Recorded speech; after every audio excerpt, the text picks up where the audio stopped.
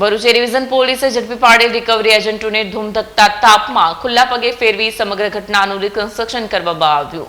બંને એજન્ટોની ગુંડાગીરીને કારણે રહોટપોળ વિસ્તારમાં એક વ્યક્તિનું મોત નીપજ્યું હતું.